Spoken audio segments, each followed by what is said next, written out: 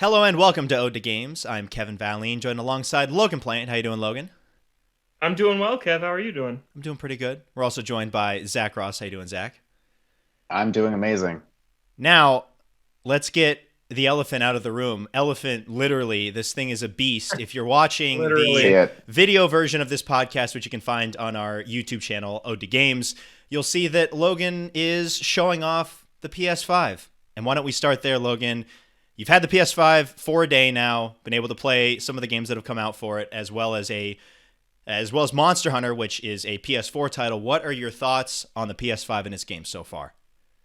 Yeah, so as we're recording this, I've had the PS5 for about 12 hours, and I had a really great first day with it. I really enjoyed my time with it so far. So yeah, it shipped through Amazon. I was waiting all morning. It showed up early afternoon, unpacked it, and it is as big as advertised. This thing is huge. It is a monolith compared to my other consoles, which we knew, but seeing it in person, it really brings that home. However, I will say, I think through all the marketing, I haven't been super sold on the design. I liked it at first. I've gone back and forth a little bit over the last couple months, but in person, I do actually really like it and think it fits well in the space that I have it in. So yeah, I'm a fan of the design. I like that. Setup was really pretty easy. Plug it in, sign into your PSN account, let it do a big update, and then you go to your games library, and everything that is in your library on PS4 is just there. You can download it there. Something that's a little harder to find, which was something I noticed at first in the whole transfer process, was finding your cloud saves is more difficult on PS5 than it is on PS4, because on PS4 you can just hit the options menu and then it pops up as an option on your home screen, but you have to dig into the settings to find all your cloud saves on PS5, which I kind of hope that they change and bring back to each game's little icon on the home screen. But other than that, the transfer process was really easy.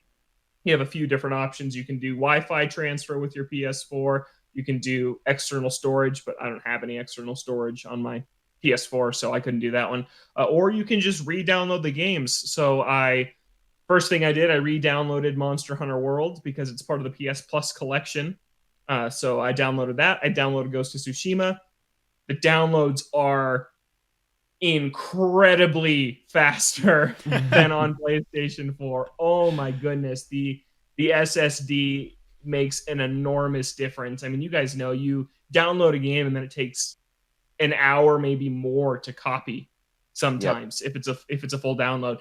The copying is basically non-existent. It's just that main first bulk download time, and then you're good to go. And that is just a phenomenal change, because I was playing Astrobot while Ghost of Tsushima and Monster Hunter were downloading, and they were both done really quick, and I was just really surprised by how fast it was. And that kind of carries over the whole system as a whole. It's just really snappy, really quick. Load times are as fast as advertised. Download times are fast. It's just a really, really fast experience, which is what we've been hearing, which is what they've been saying. So it's good that it's delivering on that.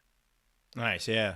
Able to get everything over really quickly and easily. That's Mm-hmm. that's nice. That's one of the things that they've seemingly touted for both of these new consoles, that it's just the one Yeah. ecosystem. So it's glad that that hmm works as advertised. Mm-hmm. Yeah, I will say though, my hard drive's filling up. Definitely. Yeah, It Already. is half full after day one. that's But not ideal. that was bringing What? over a lot of PS4 stuff. I brought over Monster Hunter. I brought over Ghost, Fall Guys, Yakuza 0, because I do want to play that now that I have my Yeah. PS5. I've been wanting to boot that up.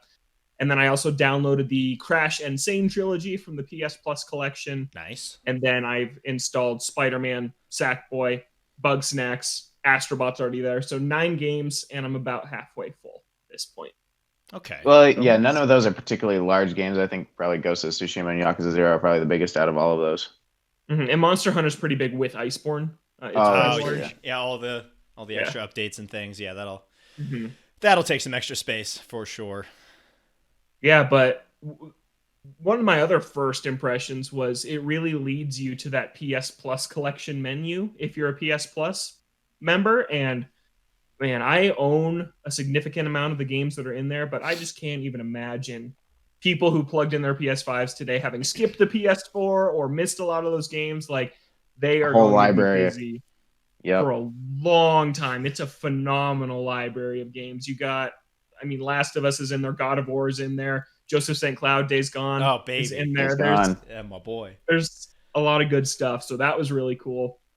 And I added all 20 whatever games to my library, so I do have them in case they ever like rotate in and out. They're in my library now, so that's a really cool feature too for people just hopping onto the PS5. I was really impressed by that today.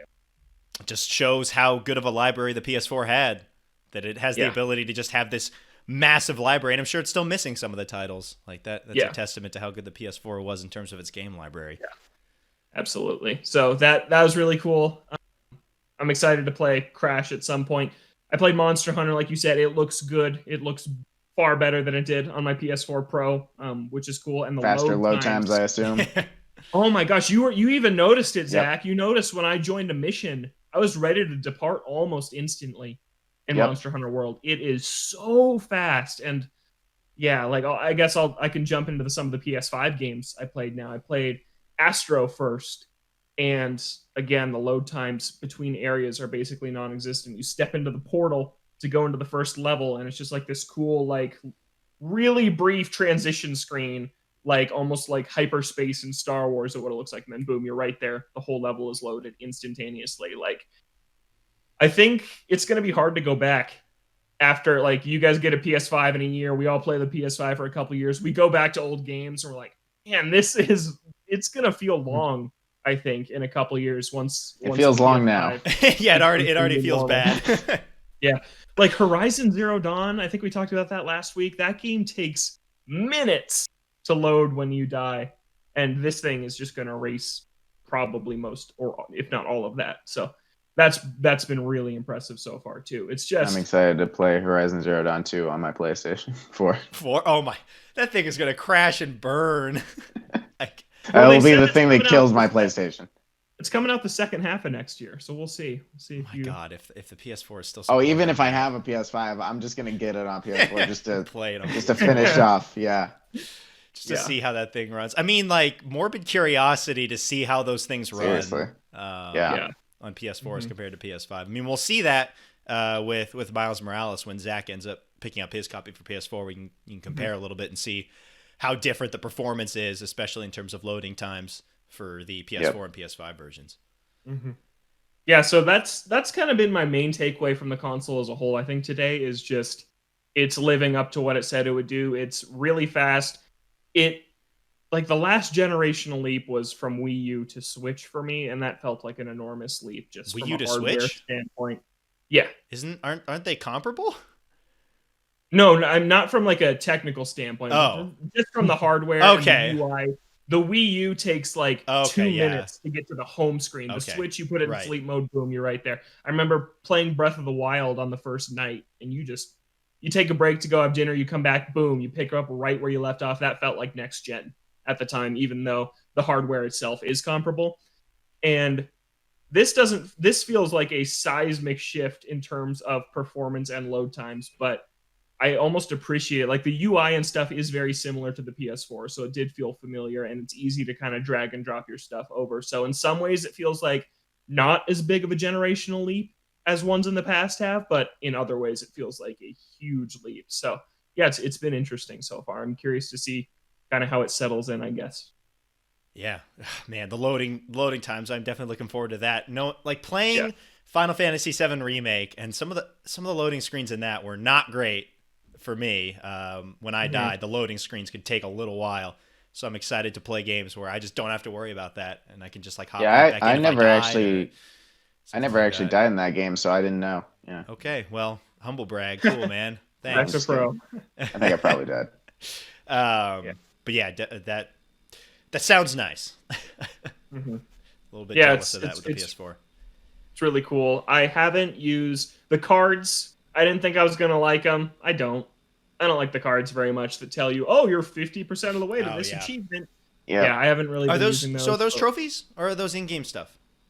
So far for me, they've just been trophies. I've only checked a few times, but I played Sackboy for about 2 hours. Throughout those 2 hours, I checked occasionally, and it was just trophies. Like, but what's really nice is that the trophies update you with progress now, which is a phenomenal change for people who care Instead of about just that. like, instead of just like, yeah, you need to get 50 kills with this, and you're just like, I have no idea where I'm at. I could be one away, or I could be 40 away. Yeah, exactly. So that's a really nice change.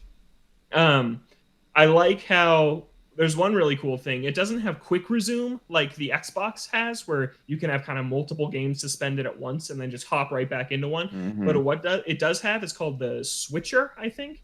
And if you just hit the PlayStation button and that little dashboard pops up overlaying on your game, you can just go to the switcher and it's like, oh, recent games you played. It's like Spider-Man, Monster Hunter. I tap Monster Hunter, it instantly closes Sackboy, pops up Monster Hunter, and I'm in less than a minute. So that's a really cool change too. Mostly for digital games, obviously, since you still have to physically get up and change the disc if you're trying to do that with a physical game. But it was pretty cool, and it's just really snappy. That thing emit any noise? Comparison to like base PS4s and it is all that stuff. Really quiet. The only time it has been audible, I would say, is when it's installing games off the disc. When it was installing Spider-Man and when it installed Sackboy, I could hear the fan whirring, but that was it. Like when I was actually playing those games, I couldn't hear it. So that's been a big change too. That's apparently why it's so dang tall and so huge, is so they can keep it cool. And it's worked so far. Yeah, it's been quiet. Yeah, where are you putting that? Where have you got it set up with its size? Yeah, is it so able I to fit in your an entertainment center, or do you have to put it off? No, to the it side? does not. I have an entertainment center which has all my consoles in it, and then there's like a 8-inch gap in between that and where the door swings open to, and I have it sitting in that gap. Yeah, oh, man. It's fine. I mean, it's not at risk of getting kicked or stepped on or anything. I do have it sitting up like this. So yeah. Vertical's the way to go, seemingly. Have you tried horizontal? I did not. No, Yeah, I it seems didn't like want extra I wouldn't work risk it. if you weren't planning to do it. You have to like, I mean, like it's not that big of a deal, but if you weren't planning to use it that way and you just wanted to test it out, it is kind of some work. Yep. Yeah. So should I get in some of the games impressions on the games I played? Yes, please. Cool. So I am in love with basically all 3 games I played. Astro's. I'm totally forgetting the name. Playroom. Yeah. Yeah. For some reason, I was thinking it's Playroom VR on the PS4. So I'm like, it's not called that, is it? But it is. It's awesome. I really, really like the levels. There's 4 different levels, and each one you find collectibles and Easter eggs based on the 4 generations of PlayStation. So there's a PS1, 2, 3, and 4 dedicated level, which is really, really cool. I don't want to get into too many of the surprises that are in there. I'll just talk about a couple to give some examples. Like, there's artifacts to find in each one, and it'll be like, oh, it's the PlayStation Move controller. And then you can interact with the PlayStation Move controller, zoom in, look at it, and it's really neat. And then the other phenomenal Easter eggs, there will be these Astrobot cameramen, and they are filming scenes that are iconic throughout PlayStation history.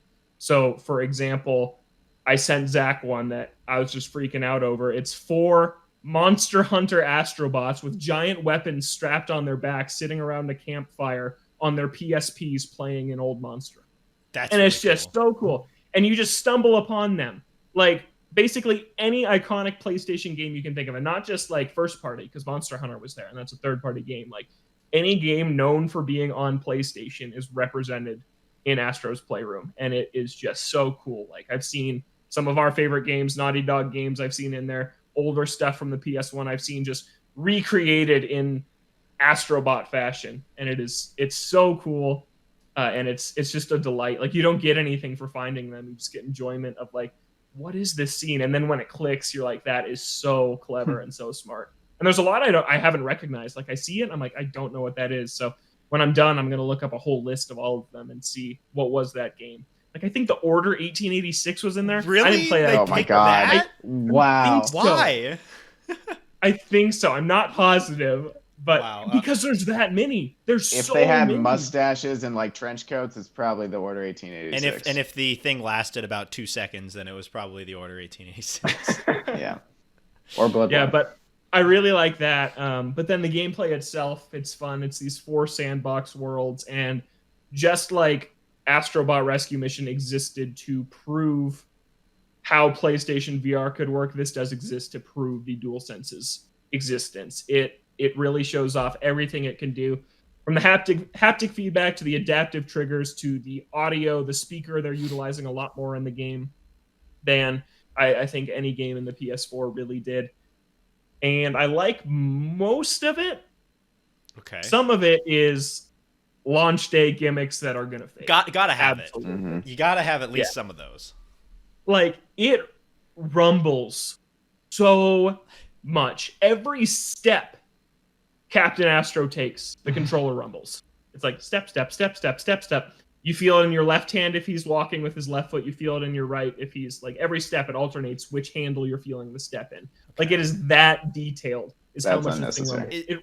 It rumbles so much that when I pause or put down the controller for a second, my hands are tingling because the controller is constantly rumbling in the game. And it's cool. A lot of it is cool. Like, you feel the wind blowing against you. It's like a ripple down the handles. Or you're in the water and you kind of feel the rumble going like a wave throughout the controller. It's pretty cool technology. I think it's as incredible as some of the other reviewers seem to think. Like, people out there were saying this is the next gen tech of next gen is the DualSense. I don't know if I agree with that. I think it's really cool, but I don't want all this ridiculous rumbling in all of my games. It's cool in Astrobot because it was literally designed around it. But if games were not being as careful with it or as tactful with it, I think it can feel really old, really fast. I mean, that sounds more interesting than like the PS4 using its touchpad to like swipe stuff or something. I hated that. Like Infamous Second Son had that. The on-screen keyboard, use the touchpad to type. So it sounds like a better use of technology than that was. It is for sure. And like, when I played Golden Abyss on the Vita, that's way worse. The stuff they shoehorned in, since that was an early title for the Vita, that's a lot worse. Like, it's cool on the DualSense. I just don't think it's not as game changing as I kind of was hoping it would be based on what I was hearing over the last week from people who had the PS5 early. It is cool though. Like, I do like it a lot, and there are some really cool uses. And the way it combines rumble with the speaker specifically to kind of give you these new sensations is really neat. And it's kind of hard to describe what it does because it is very different. But the part about the controller I do think is game-changing is the adaptive triggers. They are so cool. Like, how well they work. So, for example, in Astrobot, there's one part where you are rock climbing. You jump into a robot monkey suit, and you're rock climbing this huge cliff. And some rocks are fragile. And so what it'll be is the trigger will stop halfway down, and then you have to press really hard to climb up further. But if it's one of the rocks that is like almost broken, you have to stop at that point where the tension gets higher to actually be able to continue. And it's just a really cool use. Spider-Man does it cool too. Like, when you're web slinging around the city, like, it gets tenser the further down you pull on the trigger, as if that string, your silk, is stretching on the building. So I've been very impressed by the triggers. I think, like, in a game like Deathloop, which is talking about how they're going to use it for every gun, that's going to be really cool. I think shooters are the place where it's going to really shine. Is the adaptive triggers will be super cool for that, to make different weapons physically feel different in your hands. I've been a big fan of the triggers. Yeah, that does sound cool, especially with the Spider-Man example. Just these little kind of things to heighten that immersion with the controller, and without having you have to move things around again, like the touchpad, or using like gyro or something like that. It seems like it's just built in there where you can just use it like a normal controller, but it's there and it's not intrusive. Yeah, so that's been super cool. And then, like, there's one point where, like, the trigger in Astrobot where you have to, like, hold on, like, you're like, it's the monkey section still, you're like gripping the controller, and the area next to the triggers are vibrating so strongly. It's almost like in the arcades, like, there's these games that have rumble and like the guns, and it's just super loud and clicky. Okay, I don't know if you guys like know what I'm talking about. Super clicky rumble in arcades. It feels like that, and the controller's just shaking uncontrollably in your hand, and you're gripping, and it's like, yeah, you're actually gripping that surface as the monkey right now. So that's been the highlight of the DualSense for me. Is I think the adaptive triggers, I think if used properly, there's a lot of cool uses, and I hope that sticks through this gen, because I've been super impressed with that in the 2 games I've played that have used. Yeah, that sounds like a good use of a controller to just heighten that immersion with little like rumble features and everything. Nintendo had it with the, I forget what they call it, the HD Rumble. HD Rumble, which is kind of the start of that, and now it's just an extension here with all of this. And I like the HD Rumble in the Switch, so that sounds like something I can get behind. Yeah, and then real quick, some impressions on the other 2 games. Spider-Man, really like it. Really like the combat. I was telling Zach when we were playing Monster Hunter early, my favorite thing about it, I was wondering what they were going to do for this, is so Miles has a new set of powers, kind of utilizing electricity. That's his thing. And that's all your skill tree is based on, to my knowledge so far. It's expanding the new set of powers. And what you start with at the start, as far as your web powers and your aerial combat and everything, is everything you would have had at the end of the original. There's a lot in the original game. Yeah. Wow. Maybe not every. It's been a couple of years since I played it, but like at least midway through the skill tree, like I had stuff that I'm like, I had to pay skill points for this last time. And now it's just part of your basic move set. So you're not starting from 0 with Miles. You're starting with more generic Spider-Man moves than you had and spending your skill points unlocking completely new things. So I was really happy with how they handled that. I guess that would kind of make sense, though, because if you have to unlock the original skill tree as well as a new skill tree in a game that's shorter than the original, I don't think that would really work. So it would kind of make sense for him to have some of the abilities. And if he learned from Peter, too, then, then there's an actual story reason as to why he knows all this stuff. But he learned from new Peter, the ugly Peter. Yeah, which one did he learn from? I'll get to that. But I'm a big fan of the game so far. I played for about an hour and a half, and I'm already like 15% through, so it's pretty short. But I'm having fun with it. Done a couple side quests. The map is largely the same with a couple new fleshed out areas. They're populating it with tons of stuff to find, just like the first one. Instead of backpacks, it's time capsules. So like it functions pretty much the same way. But yeah, I'm really digging it. Load times are practically non-existent on PS5. Like it is like you fast travel, there's no time for a cutscene on the subway. Like you're just there instantly, and it's just incredible. But I'm really liking it. I hadn't played Spider-Man since I beat the DLC, which I was not very fond of. So it was fun to get back into that world again. So I'm enjoying that. New Peter, I do not like at all. He's in the beginning of the game, and like Spider-Man in that universe is really tall, and like for some reason, like it just looks wrong. That face looks so young, and I just can't stand it. He should not be that tall. The voice just doesn't work for me. It just doesn't work at all. It's the same voice. Okay, yeah. It just doesn't work. Some cognitive dissonance going on there. Exactly. I was just going to say, I feel such a disconnect to what I'm seeing and what I am feeling when I'm watching him speak. I'm like, I'm hearing the old guy. And then when Miles is swinging around talking about Peter, the face I'm envisioning in my head is the old one. Yeah. I played that game for like 30 hours. It's weird. And it's that thing where if you played the original, it's going to bother you to no end. But if you didn't play the original and you're playing it on PS5, it doesn't matter at all. And that's just going to be so weird for the people that didn't play it originally and are just like, yeah, I don't see the issue here. And then the people that played it on PS4 are just like, this is no. Yeah, so that's taken some getting used to, but enjoying that game so far. And then my favorite game of the 3 to this point is Sackboy, A Big Adventure. I am in love with this game. It is exactly what I wanted it to be, but executed to a better degree than what I thought. It is totally Super Mario 3D World, that multiplayer linear 3D platformer style.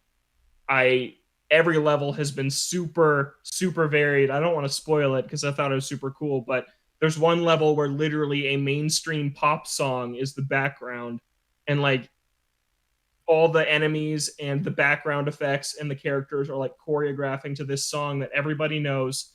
And it's just so wild. And then the next level, you're speeding on this train down the rails, and you have to like hop off the train to get these collectibles and then get back on the train before it takes off.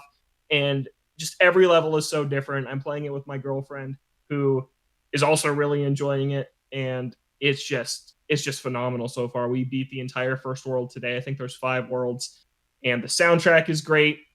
Even the original stuff is amazing. The costumes are super fun. The platforming feels good. Yeah, it's It's awesome. It is better than I thought it was going to be. How do these games look? Can you notice? Because we're talking about the load times. Can you notice Yeah. any differences in graphical fidelity playing these? Yeah, for sure. The reflections in Spider-Man are incredible. Like In like buildings. remember like on the buildings when you're Windows climbing them, and okay. then Yeah. remember the puddle fiasco from the original, where people were like the Oh, puddles yeah. don't look as good as they look freaking awesome now. The They look like reflections what in it the did puddles, in that trailer. Or and, whatever. yeah, and the lighting in the whole thing is just amazing. So lighting was my main thing with Spider-Man, and I think that has to do with the ray tracing that they have going on. And then Sackboy, just like the graphical fidelity on like the little hairs, like on the edge of Sackboy, like it's so detailed, and it runs at locked 60 on PS5, and it is just so buttery smooth. Playing a platformer at 60 frames per second is perfect. So yeah, these games definitely look good. Honestly, like when I booted Monster Hunter back up, I'm like, whoa, this already doesn't look as good as what I was playing today. And I have always thought that Monster Hunter was a beautiful looking game.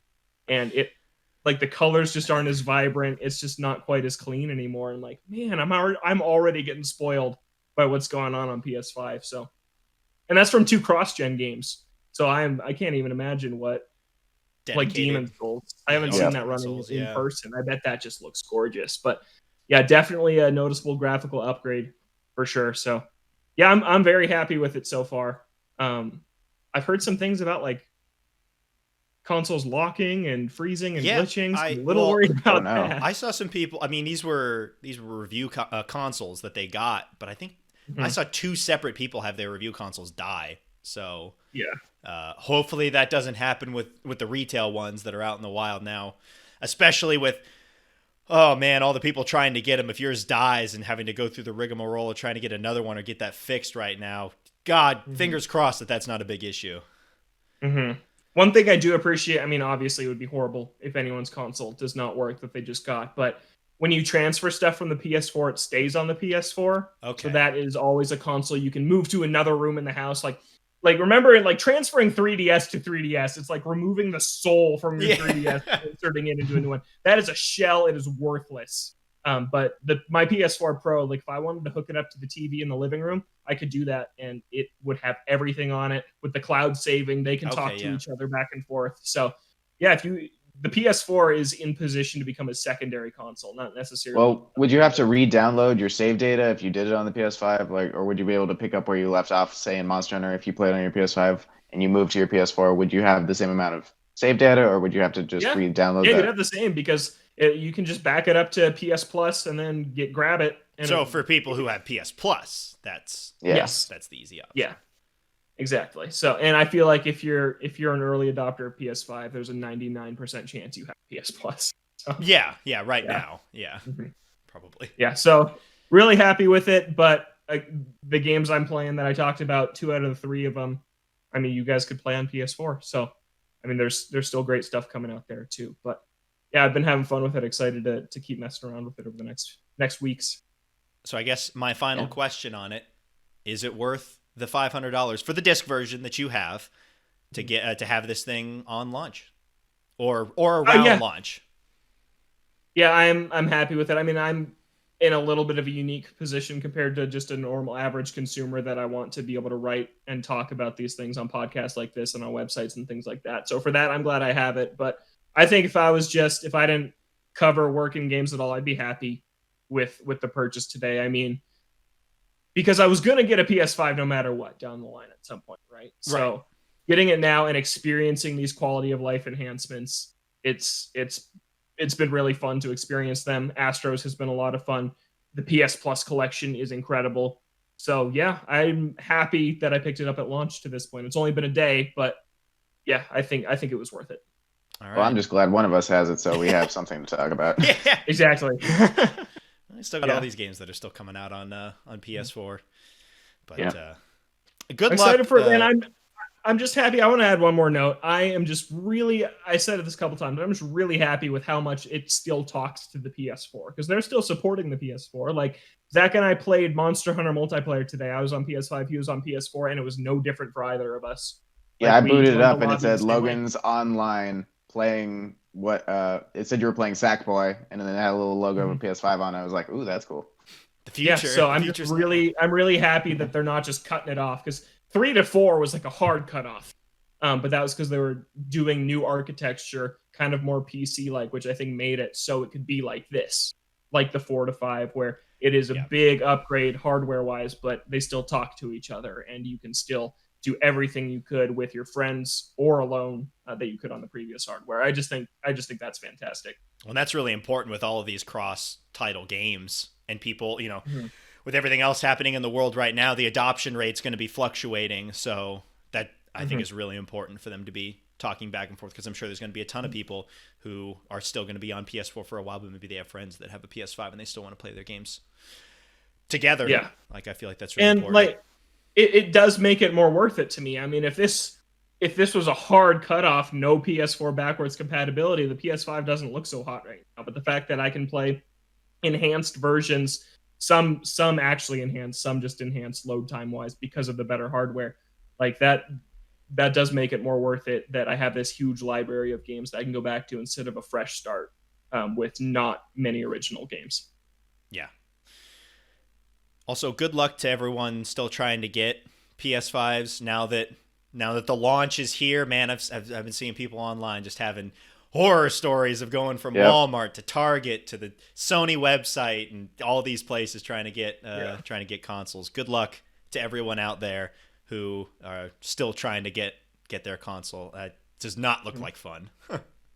Yeah, I do feel very lucky, both financially wise in this uncertain year and availability wise, that I was able to get this to be able to talk about. I do feel grateful for that. So yeah, it's been tough for a lot of people trying to track this thing. Yeah, hopefully it gets easier over the next couple of months as there's more in stock, but we'll have to wait and see on that. All right. Do you want to hop on to the other news? What else do we have in news this week, Logan? Yeah, we should. We should hop on to the rest of the news. I want to talk about Mass Effect. This had been rumored for a long time, and last week, Mass Effect Legendary Edition was announced for spring 2021. It's coming to last gen, current gen? Technically last gen. I mean, yeah, current gen is now. Both the consoles are out. Yeah, so it's coming to last gen consoles, but we'll have a free upgrade for current gen PS5 and Series X to take advantage of. I think the name of this is a little weird, because when I first saw it, Mass Effect Legendary Edition, I'm like, wait, is that just the first game? Right, yeah. It should have like Mass Effect Trilogy. Would be the easier option, but they're going with that Legendary Edition for some reason. Yeah.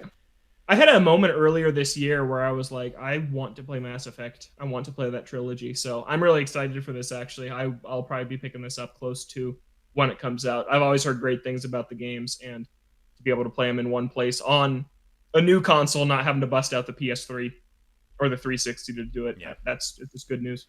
Yeah, I'm in a very similar place to where I've always had it in like this little part of my brain that's like, Mass Effect looks pretty good. I've heard some pretty good things about Mass Effect. Never once went through the effort of playing it, so this could be good.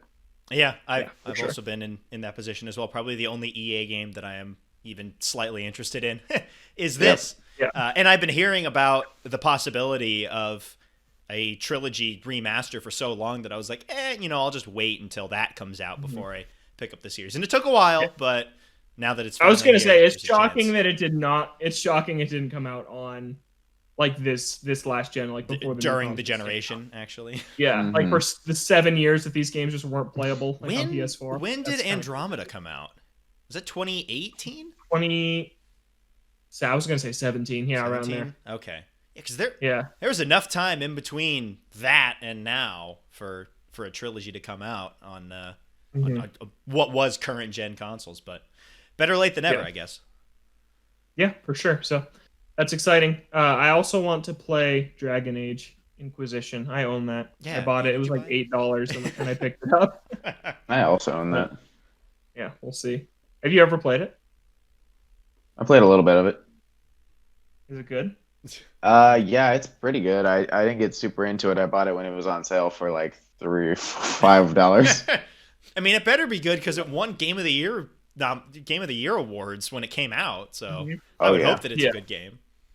But to be fair, 2014 was it was a pretty lackluster year for games. The year that did win. I remember I was hoping that Smash Wii U was going to win Game of the Year, and it got second on IGN to Dragon Age, and I was like, what is this nonsense? What is this Dragon Age? Yeah. Yeah, but now I own it for $9 or whatever. What a deal. Yeah. Yeah, but news I think we all expected for a while, but cool to get that Mass Effect confirmation. Deathloop, we mentioned that earlier. It's getting a May 21st, 2021 release date. And this is based on the PS5 store, actually, where it's listed now. It's pre-order has a sale for what, $53.99 until May 21st. So that's this new there was game. a release date trailer that came out. Oh, I didn't see that. Yeah, I watched Okay. it. Of course, Oh, nice. of course, Zach is on top of this. This is I Yeah, am developer. so excited. Of course, for he's got to Deathloop. be. Yeah. Got to be on it. What'd you think? What'd you think of the trailer? It was like a 30-second trailer. It was just for the release date. It just showed a little bit of the stuff we've already seen, followed by the May 21st, 2021 release date at the end. Okay. But yeah, get excited. Yeah, and it is going to be $60, not $70. So I'm interested to see how pricing kind of fluctuates as we get settled into this generation. Seems wildly inconsistent. Yeah, because we were talking earlier that it seemed like at the time that the cross-gen games were the cheaper ones, and then the ones that were made exclusively for next gen, now current gen, would be the more expensive ones. But that's not the case with this. Deathloop is PS5 only, right? That's So yeah. So I guess that proves that we have no idea, and that it's probably just Exactly. going to be a case-by-case basis, and that there's no way to glean a pattern here. Well, the only $70 games to this point have been sports games Demon's Souls? you can ignore, and first-party Sony games. So they have kind of said, hey, our new games are going to be 70, but like Bethesda, I guess, is just not following suit with that. And hopefully other people don't. For now, Yeah. we don't know how long that'll take. With with the Ubisoft games, those are cross, so that makes sense. But you wonder when we're at the point where Ubisoft is just making PS5 and Series X games, if they will bump them up to $70. We don't know. Yeah.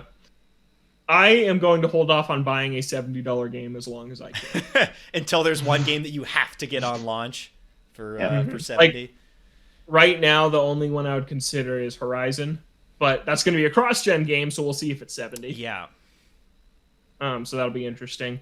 But yeah, I'm going to hold off because I don't want that to be the new normal. So I'm doing my part for it to not be. It's just like until the Sully games come out for $70. Yeah. I would That's pay exactly any what amount I of hold money. off as long as I can. It's like Final Fantasy VII Remake Part 2, anything from Naughty Dog, Ghost of Tsushima, anything like that, a new Dragon Quest. Like that's $70. See, but that's the thing. They know that they can get you with at least some titles, and they're like, we may as well. All right. Yeah. Just trying to squeeze in the extra $10. But not for Deathloop. By the way, speaking of, Godfall was 70. That's right. That's not a first game, and that game was $70. And that's current gen now, next gen, and PC. Yes, only? just PS5 and PC. Yeah, The PC one There's cheaper? Was that the? Yeah, it's Yeah. $10 cheaper for all Stupid. editions. Stupid. So dumb. And apparently, according to reviews, Kevin's read on that game was right the whole time. It's gonna look like a bargain bin game for when I'll want to pick it up. All right. Yeah, exactly. Made a good call on that. Like I think it looks fun. I mean, but I'm gonna wait to just plow through it with Zach whenever he picks up a PS. Yep. I mean, We'll grab it for $10.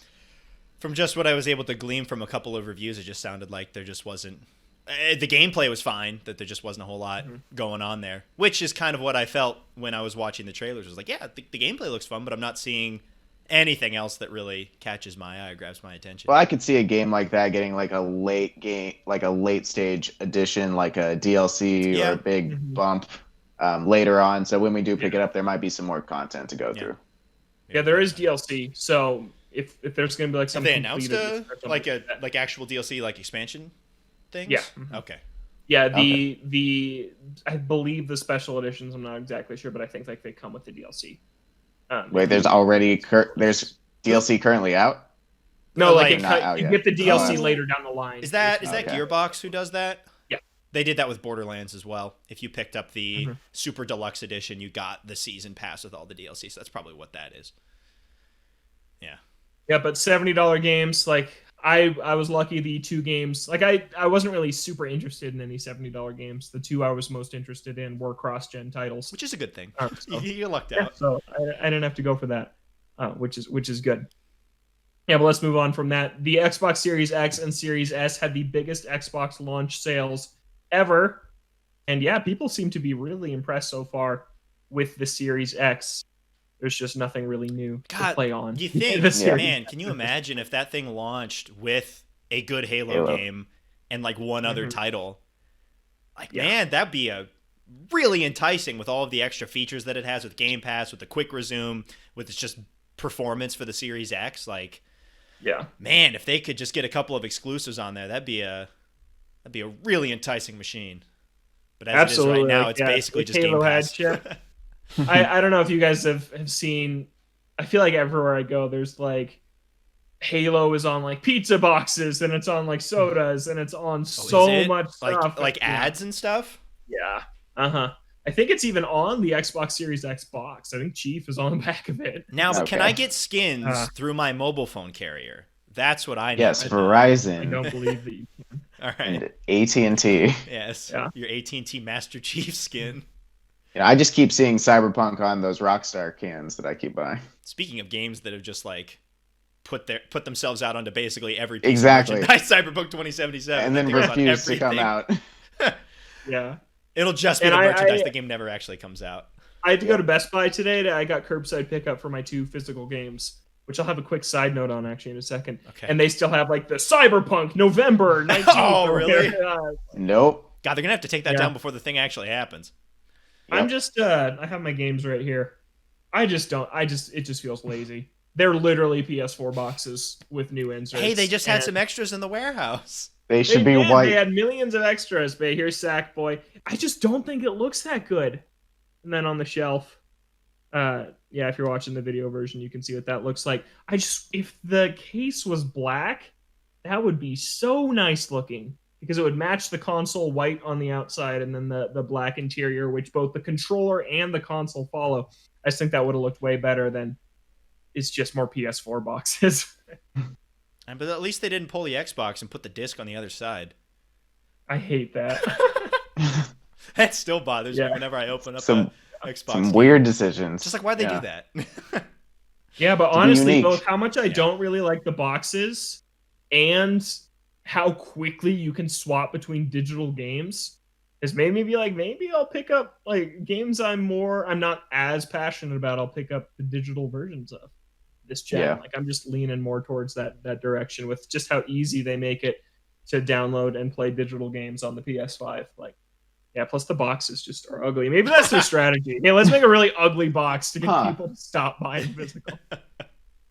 Yeah. Well, at least you have the option with the disc drive and being able to buy digital and physical games. The words are black. Like the logo is black. So shouldn't the case be black too? It's like you just got the random blue in there.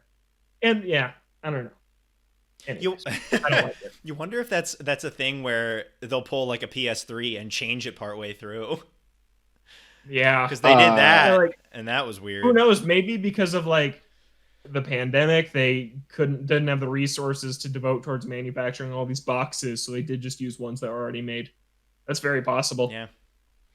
Because the PS3 had a situation where, man, those original boxes look hideous. I hate the look of those, especially like on the spine where the PS3 is just like the little like square in the corner, and the updated design was better. So maybe they'll pull that and do it again. What about the third updated version? Oh God, that was stupid. For like 4 games. It's the PS4 box, but for PS3. What was that? So that was for like 3 games.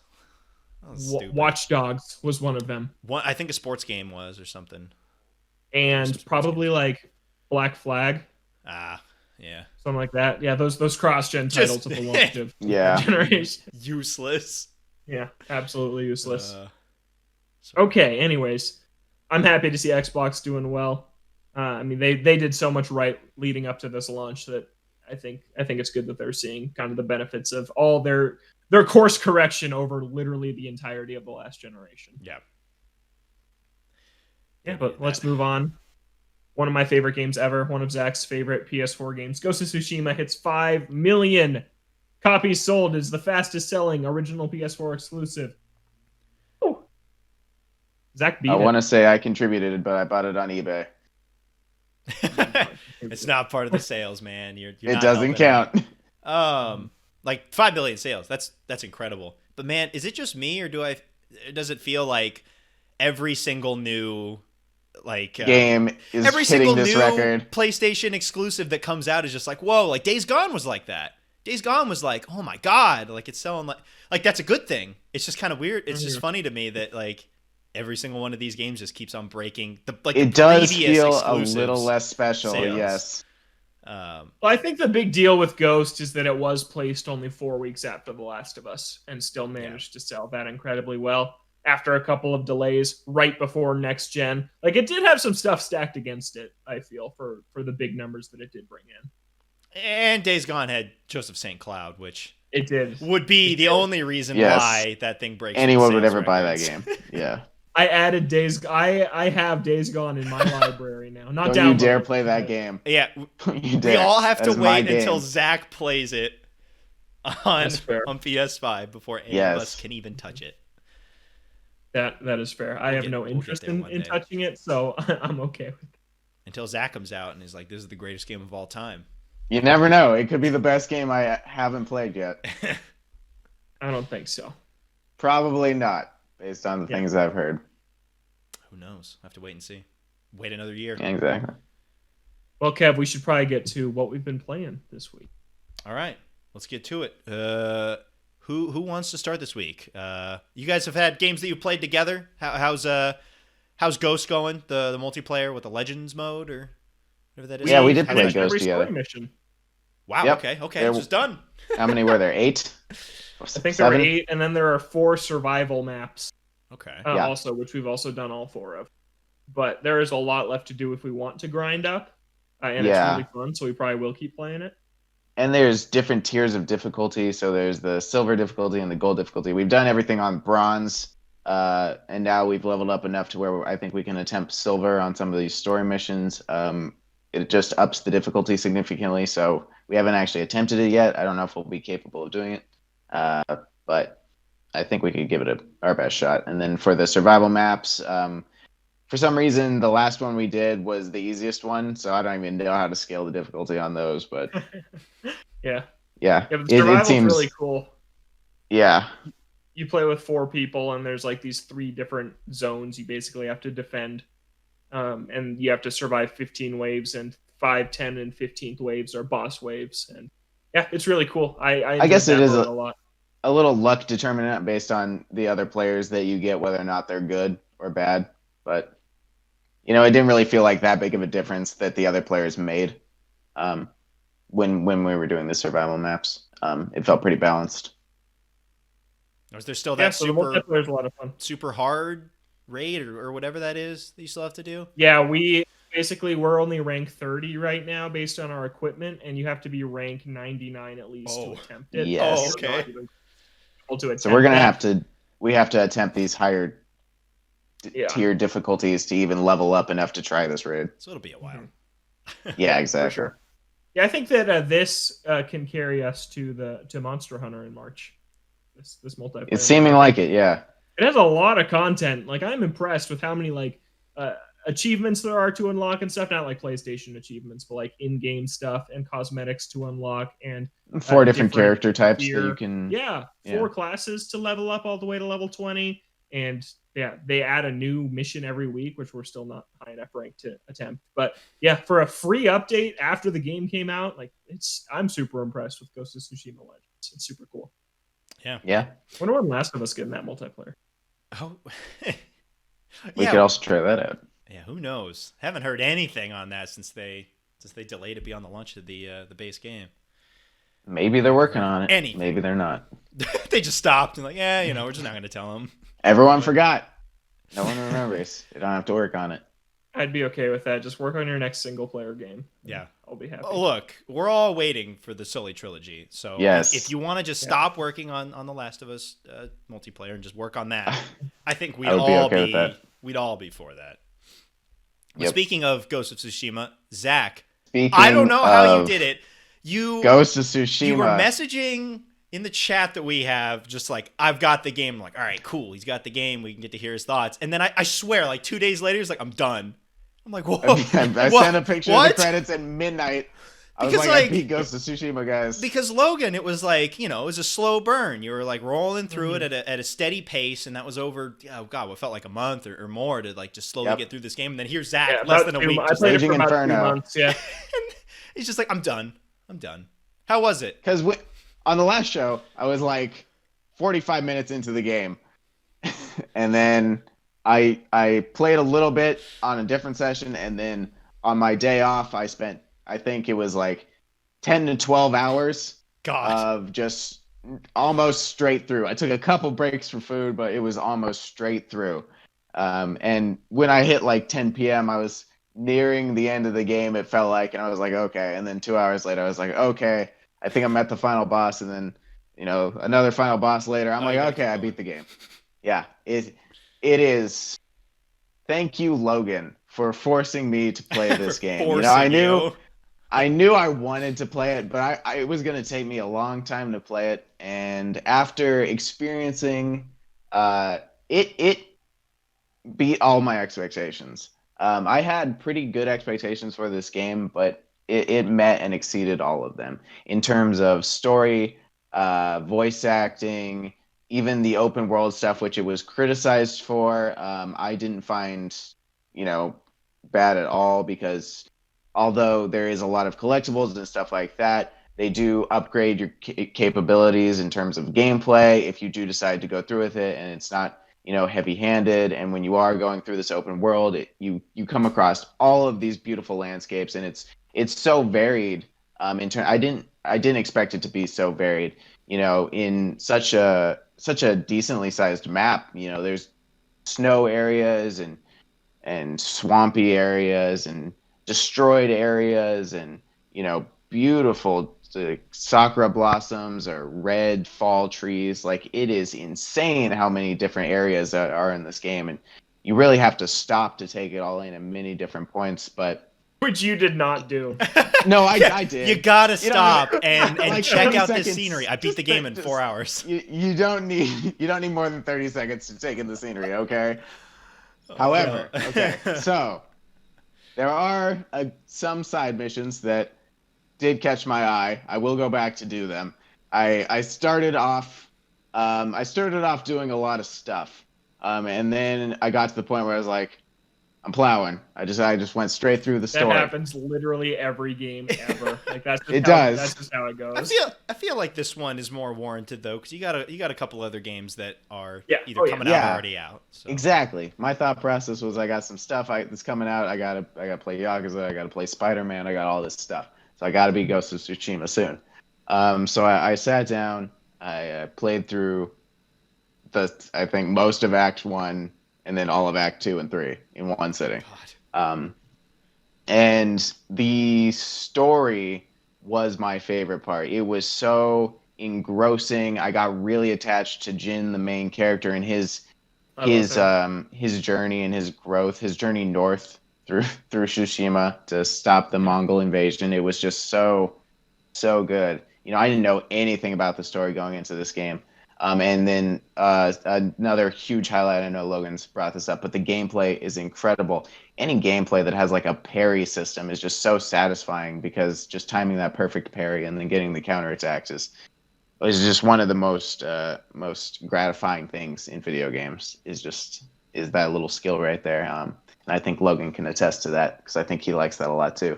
And then unlocking all of these stances, and then growing your renown to unlock all of these ghost weapons. I mean, there's just so much that you can do, and it was a little confusing because the multiplayer is laid out slightly differently. So when I started with the multiplayer, in my brain, I had to like switch some stuff around, and then the multiplayer spoils some of the equipment you get later in the game. So I went in knowing some of the stuff that I would get later, but that was fine. And then some really amazing stealth missions in this game. I'm a big fan of stealth in video games. And there was this one mission that was all 100% stealth based, and it was so good. Logan knows the mission I'm talking about, because I talked with him about it because of how good I thought it was compared to other stealth missions in games. So just that varied, you don't have to go in and kill everything, but you can if you want to. So I love having the option to do that, because sometimes I feel like doing stealth. Sometimes I feel a little murdery, but this game was incredible. So I'm really glad I got the chance to play it before all this stuff starts to rolling out. Yeah. Where does it Kevin. sit on your PS4 games list? Have you PS4 games, I put it. where I made a list earlier today. I think I put it at 8 or 7. Yeah. No, I put it at I think 7. so. Yeah. All right. 8. Top 10 though. No, I put it at 8. I think. Yep, you had it at 8. Yep. But keep in mind that Zach's top 10 games of all time are all on. They're all on PlayStation. What a They're not all console. on What a console. PS4. Yeah. Yeah. They're all I there. had a few remakes in there. Gotta have them. Yeah. Battle for Bikini Bottom. Gotta have that on there. Rehydrated. Oh, yeah. The Also, game that's that screwed me out of the platinum. In a little while, we're actively planning a top 10 PS4 games episode to send off the console now that the PS5 is here. So look forward to that. We've got a list in the works that I think is pretty good, probably pretty close to what we'll roll with. That's going to be a fun show where we kind of reflect for a final time on a lot of the best PS4 games. So Yeah, I'm excited looking for that. forward to that. It'll be a lot of fun. So many good games. Just be looking at that list and just being like, man, I could put another like 10, 15 games on there. But Yeah, I was also made my struggling to make top my 10 list. list today, literally today, because while I was waiting for my PS5 to show up, I just made my top 10 list of PS4 games. I'm like, man, it's so strong. it's so good. Secret Mana. It's God. Nope. Oh, I hate that game. It's so bad. It's, Sonic Forces is in there. So good. Yeah, absolutely. Zach, I assume that's all you played? I mean, besides Monster Hunter. Well, you'd be wrong, because I did play a couple hours of the Dragon Quest XI demo. God, you're a cyborg. God. Do you not sleep?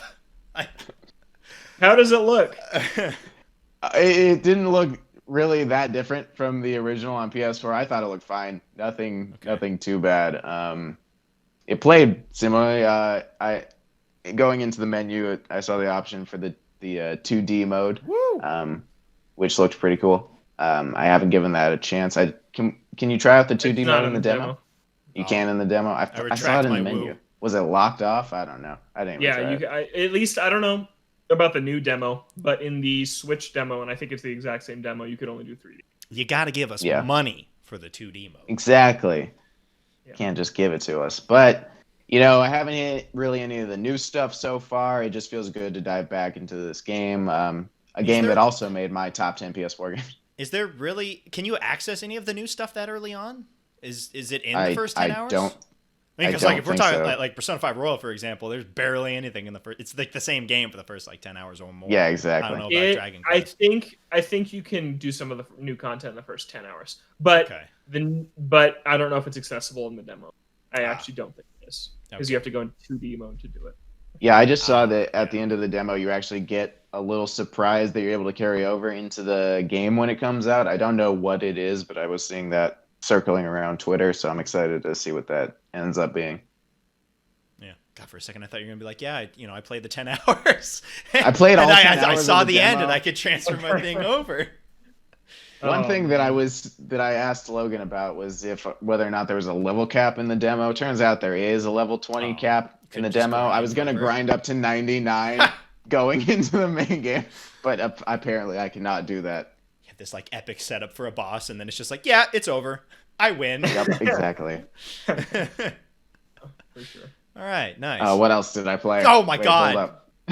Yo, this is like the episode where you were gone for like 4 months, but condensed into a month. Please stop. Played some Minecraft with my friend. Dear God. We started a new server. I built this really cool wizard tower. So how it's set up is, you guys don't care. All right, it's whatever. And that's probably it. And then Monster Hunter with Logan. Man. And a little bit of we played the new Fall Guys map today. Oh, there's a new map? Yeah. I have not been paying attention to Fall Guys at all, so. There's a new race, yeah. Oh, it was fun, but my interest in that game is mostly gone. That is I feel the exact same way. We did the new race, and then I was like, we should play something else. Yeah.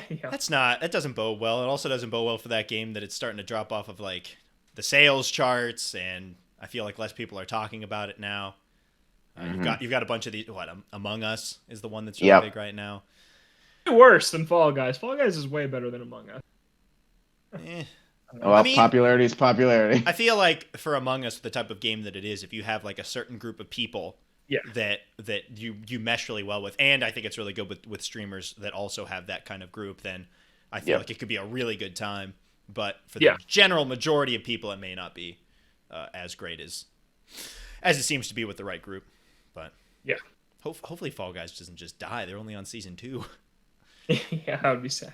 I don't think it will. They're halfway through season 2 right now. God. All right, Logan, what you been up to beyond your PS5 stuff? Any other stuff that was happening before the launch?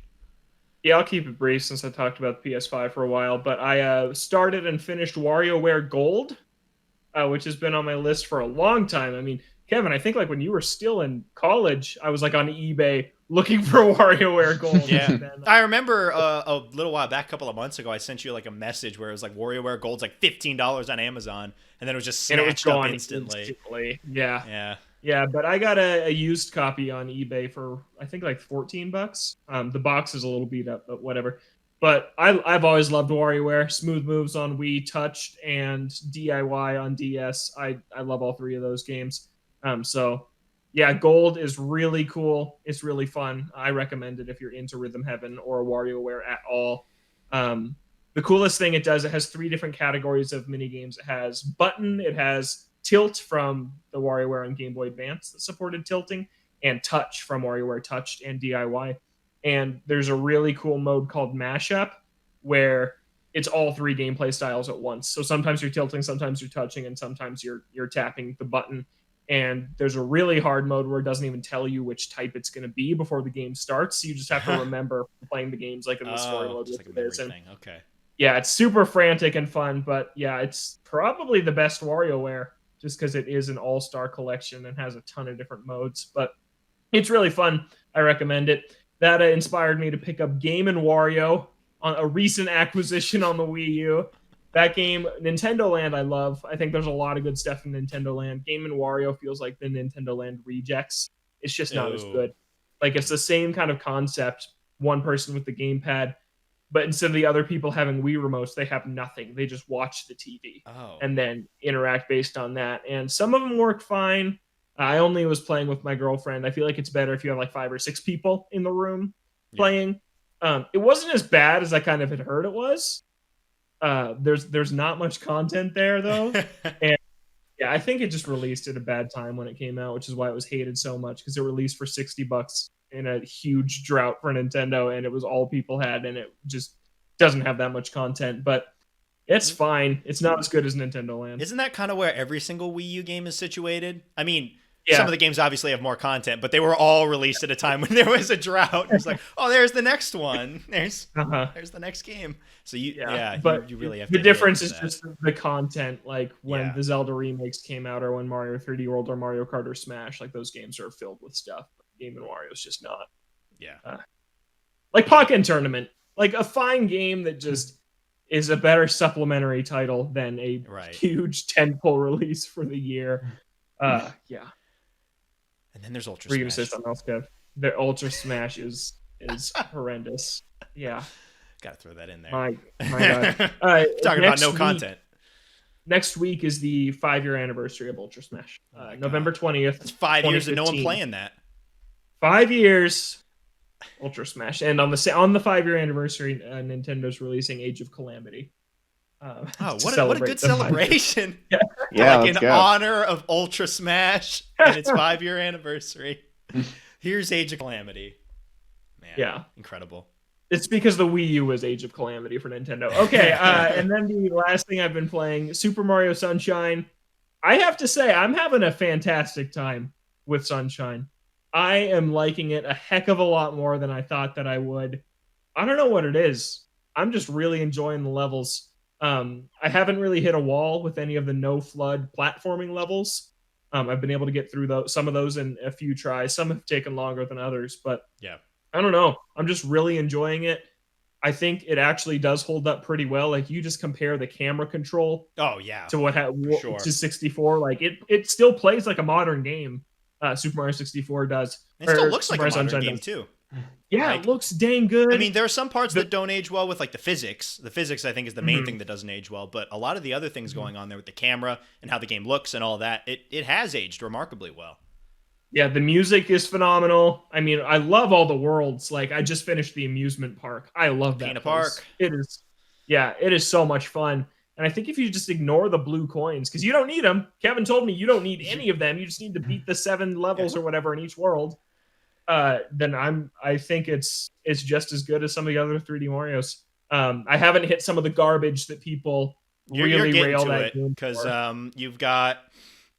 God, I'm trying to remember the Hotel Delfino, that area. I have the hotel, and then I have Delfino Island and Noki Island or whatever. The two that I have left. Pianta Village. Pianta Village. Pianta Village. Noki Village. Is that what it's called? Oh, and Noki Bay. Noki Bay is fine. Yeah. Noki Bay doesn't have too much weird stuff going on. There's some interesting stuff there, but the hotel and the village have some infamous levels. So yeah, good luck on it. There's some fun ones in there too, though.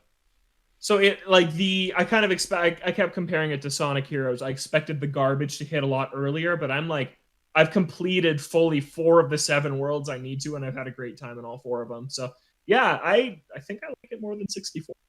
Wow, okay, we'll see we'll see if that holds up from these other levels. It is still so weird. I don't like how much you have to chase Shadow Mario. That gets really annoying. Well, and it doesn't ever change. He's just the same every time. So it's like when you go into that level and you know when it's coming because it's the 7th shine in every single one, you're just like, I know what I've got to do. And then some of those levels last like 2 seconds. You just like annihilate them. But it's a lot of fun. We'll see. I'd like to have it beat by next week, but with all the PS5 stuff, I don't know if I'll get around to it. Yeah. I'm having a great time with it, and it'll be. If I beat that, then I will have beat every 3D Mario this year. Well, Odyssey I didn't beat this year, but I played for like 10 hours this year. So yeah, besides the 3D games, so I've played a ton of Super Mario this year, which is appropriate. Yeah, 35th anniversary. Yeah, and you got to beat all those games before they all go away forever, right? Yeah. Before the end of actually spring. do have to beat them before they go away forever. Pleasantly surprised with Sunshine overall, which I expected to not enjoy it that much. I hope that you can get some enjoyment still out of some of the later shines. I hope so. Kevin, we've been talking about great PS4 games. You finally beat another fantastic PS4 I did. game. Star Fox 3D. Yeah. I'll get that one out of the way first. On PS4. Specifically because Star Fox 3D, at the beginning of this year, I think it was just me and Logan, we put together a list of games that we wanted to beat that were kind of in the backlog. I honestly can't remember the other 2 games because they were games that I beat this year. And Star Fox 64 3D was the last one that I needed to beat on that list. So I was like, all right, I've got some time because I'm still waiting on my package for Yakuza Like a Dragon and Sakuna. So I'm like, why not just plow through this game? You can get through a playthrough of it in like an hour and a half. So I played it, and it was fun. I was very bad at it at the start.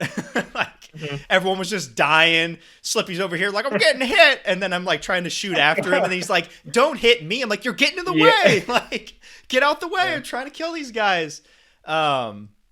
But as I got to the end, I was having fun with it. The difference between the land levels, or the land level that I got to play, as well as the dogfight levels, it was fun to swap between. You just did one path straight through. Yeah, you didn't do any alternate path. It may be something that I go back to later, but it was like, oh, I've got an hour to kill. Just like plow through and play through one of the playthroughs. But I do also like that I can go back and be able to play a bunch of different missions, because even in my one playthrough, I had the option at points to pick the main mission, and then there's like a sub mission that you can go do, and you can kind of change how you go through things. So I thought that was a really cool design, because as it is, the campaign, if you're just doing one playthrough, isn't long, hour and a half, you can just plow through that thing. But just playing through that one time, I could tell that if I do want to go back to it in the future, there's definitely a lot of content there that I could go and play to make the experience different on a second or third run through, to play through these different missions and go on a different path to the to the final boss. Mhm. It was fun. Yeah. Nothing Yeah, I really like crazy groundbreaking. I really like Star Fox 64. Yeah, I Yeah. played the 3D remake also. It's really good. Star Fox Zero is not as good. Isn't it just I Star liked Fox it. 64 just not as good No, because it it's- has to use the gamepad? It's a lot different. I don't know. I walked away thinking Star Fox Zero was fine. Okay. I didn't think it was bad. I think Zach thought it was bad, but I thought it was fine. It was my introduction into the series, and it's probably the last Star Fox I'll ever play. You should probably play Star Fox Guard though, right? That's Oh yeah. Which one? Logan owns 20 of them. Kev, this sucks. I found the list of games that we wanted to beat this year. Oh, is there one You that are I 3 for 3. Okay.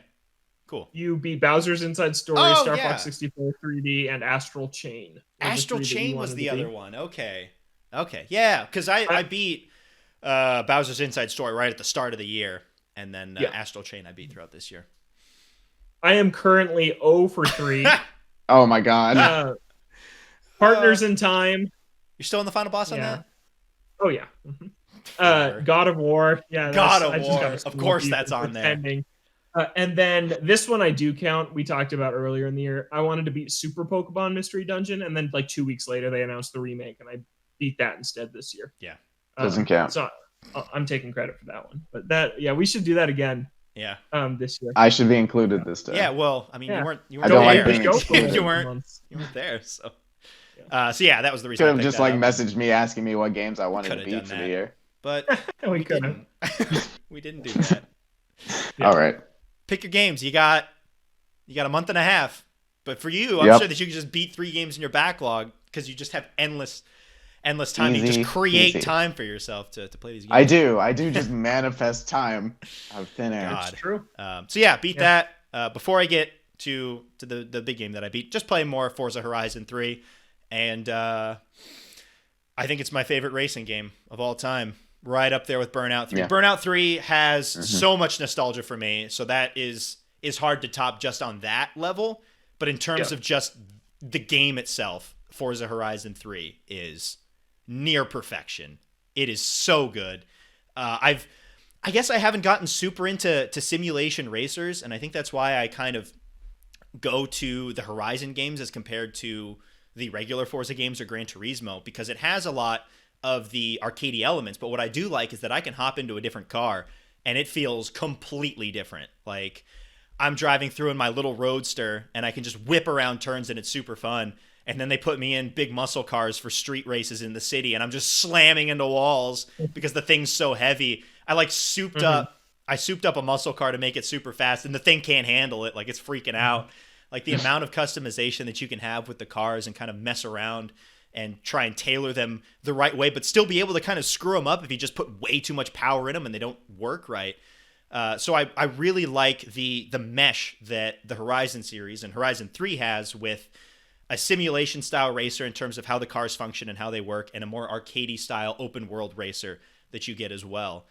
The open world is fantastic. I love the setting of Australia, being able to drive on the beaches, going into the jungles. You've got the city sections. You have like vineyards and things that you can drive through. The main map is fantastic. And then, of course, you have the DLC with Blizzard Mountain and the Hot Wheels, which I think are 2 really cool additions, being able to go and drive in the snow, which completely changes how you drive. And then Hot Wheels is just stupid fun. The amount of cars that's in there, all of the extra like weird missions that you can do. You have like the regular races, you have the tournaments, you have these like big events where you're racing like a helicopter or a boat or a train. You're doing all of these like things to get these fans, and then they have just some like side missions where you can just go on joyrides with certain cars and do certain missions and things. The variety of things to do is a bunch of fun. And then, of course, there's a bunch of collectibles. The music is fantastic. The car roster is great, even without some of the DLC cars, which aren't available anymore, which kind of sucks. And it hurts that it's not available anymore, because it's not like a sports game where it's just a roster update and you're really not missing out on too much if you're not playing the old version. But here, I feel like a lot of people are going to be missing out on that map because it is so good. And the DLC with Blizzard Mountain and Hot Wheels, like you just can't buy that anymore. And that sucks. And I think it's so good. And from what I've heard from people that played Forza Horizon 4, the gameplay itself is better, but a lot of people tend to gravitate towards the map of Forza Horizon 3, and it just kind of sucks that it's not available to purchase anymore, because it's turning into my favorite racing game. That is rough, but it's fun. I'm having a lot of fun with it. The game is really good looking too, despite the fact that it's 4+ years old now. So yeah, been playing a lot of that. Just been waiting for these other games to come out, and then I beat the Final Fantasy VII Remake. I beat that earlier this week. Was wanting to get through it before the games came out, and I was able to do that. And I'm very glad that I went into that final section knowing that it was going to be a gauntlet, because I was able to go into these fights and be aware that this was not the final fight. Because I was talking to Logan with it afterwards, and he was talking about how one of the fights he was like, "This is it," and I'm like, "Yo, there's like 4 more fights after that." Like that's not even the final chapter, let alone the final fight. But it was really good. It did get a little much at the end, and I'm going to be honest, when you got to the very end, I thought it was going to pull a thing where it's like, no, you've got one more final fight, because it separates Cloud for the final cutscenes. I'm like, no way. Are you going to have me fight him again?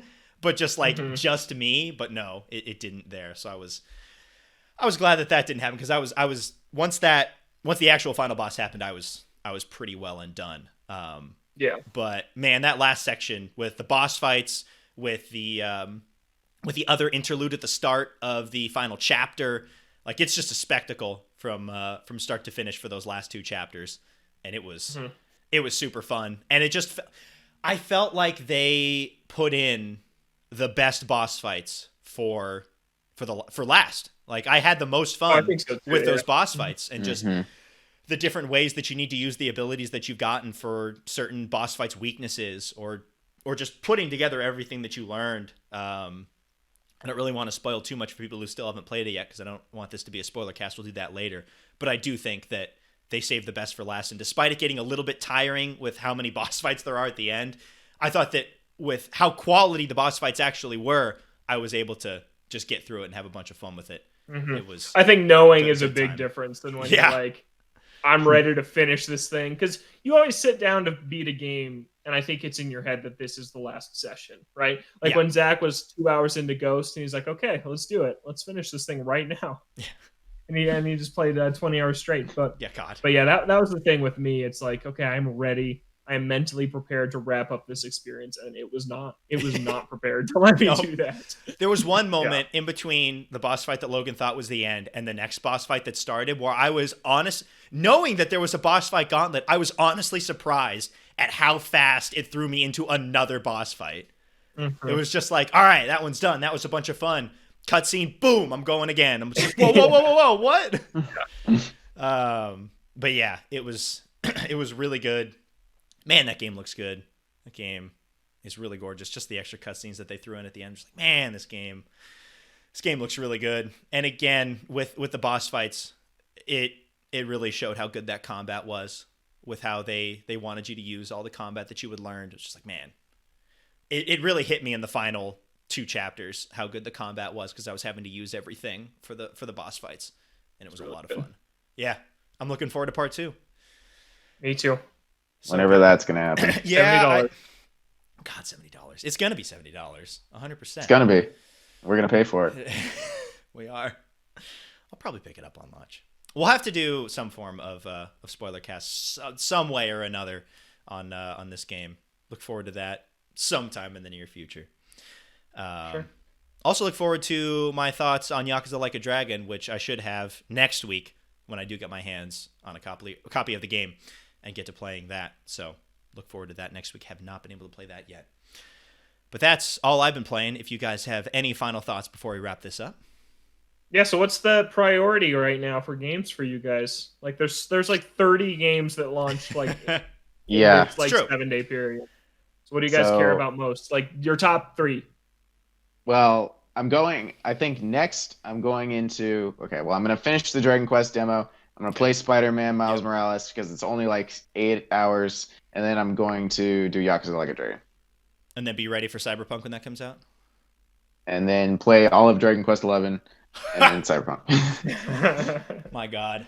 Yeah, for me, it's Yakuza. I'm getting that first. I'll play through that. and then it will be Sakuna after that because that's the next game that I have after Yakuza, and then it'll just be trying to get ready for Cyberpunk in early December. That's what I'm going to try and do, have it be Yakuza, Sakuna, and Cyberpunk. Although I feel like Yakuza, I'll play through it and play through a lot of the sub-stories and get through most of that and be good with that. But I feel like Sakuna is going to be a game that I'll play through some of, and then it'll be like a game that I go back to every once in a while and play through and keep on going because it looks like a slow burn type of game.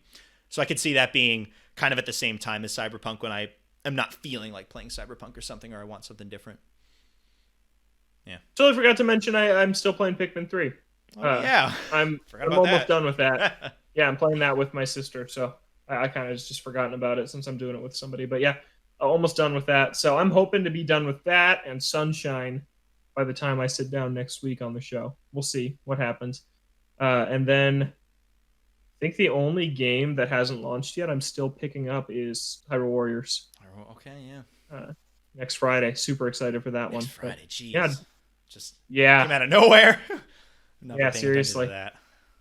Yeah, I feel like this console launch came quick. It did. Like, yeah. It was fast. Yeah. But yeah, Sunshine. I'm playing a GameCube game is what I'm playing right now. And a Wii U port. Wii U game. Or not a port, a Wii U game. Oh, just a Wii U game. Wii U. Yeah, Wii U game and a bunch of PS5 stuff. And then when everything is wrapped up, I've been itching to play Yakuza 0 again. Really? Honestly. Yeah. All right. Yeah. Well, I look forward to hearing your thoughts when you finally get around to that. I think that could be like a good January game when there's a lull in new releases. Pop that sucker back in. We'll see how I feel. Your goal for 2021 should be all of Yakuza. Didn't it come out in January? It did, yeah. I think so. Yakuza 0, yeah. That's why it's a good January or game. February, maybe. January or February. Oh, it was January, so that makes sense. Yeah. All right, but that is going to do it for us on this week's episode of OD Games. Like we mentioned at the start, we have a video podcast now. This is episode... Oh, man, I'm already losing count. 3, I believe it's... 3. Episode 3? 4. 4. 3 or 4. It's episode 4. So, I was on 2 of them before this. I'm already first losing one was track. With Stealth.